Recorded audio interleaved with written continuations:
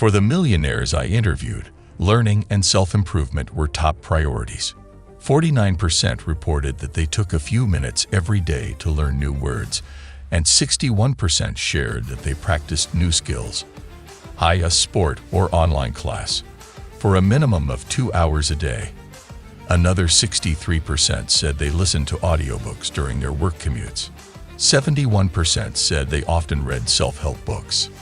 Many of them gravitated towards biographies of successful people.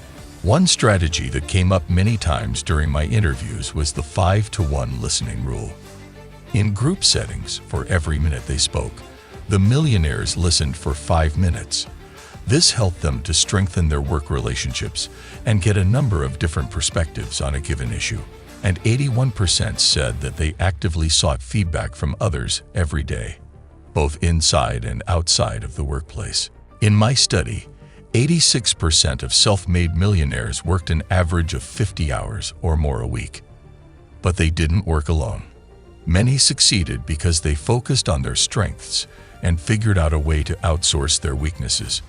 If they did not possess a particular skill, they delegated to someone who was great at it, so they could focus on the bigger picture and have more time and mental energy to execute it. Surrounding themselves with people who shared their vision made it possible to go the distance with their goals. Many of the millionaires in my study used a strategy I call dream setting. They sat down and wrote out what their ideal, perfect life looked like 10 years into the future. One of the millionaires in my study was passionate about wine and thought that he could make millions investing in it. His family and friends didn't think it was possible, but he was undeterred. Over the course of 15 years, he became an expert in the industry. In 2001, he liquidated a small fraction of his wine collection and was able to buy his dream home on the beach in Florida. He made $4 million in earnings, all because he refused to give up on an idea he believed in. Good health translates into longevity, which means more time to create more wealth. One millionaire struggled with her weight for a long time. One day, she decided to walk 1 mile a day. After a month, she increased to 2 miles, then 3.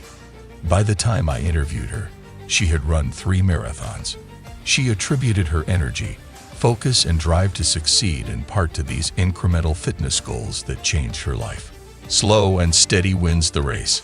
I never made more than $25,000 a year until I was 28 years old. I made $40,000 at my first job out of MBA school and felt rich. For a year or so, I got into a little credit card debt, but after I came to my senses, I paid off my school loans, $12,000, and my recently purchased car, $13,000, so I could purchase my first home when I was 31 years old. Spend less than you make. I've always looked at how to save money, including purchasing used cars instead of new, living in a less expensive house/neighborhood than a bank would say I could afford, and buying things on sale or used. Some would say living on one income in the SF Bay Area is impossible, but we've done it and still been able to save. Always be grateful for what you have. I've been tithing, contributing 10% of my net income to my church for the last 20 years. Since my mindset is to live on 90% of my income, it's helped me be disciplined in my other financial responsibilities.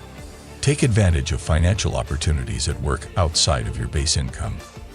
For example, if your company has a 401k match, contribute at least that much to gain the match.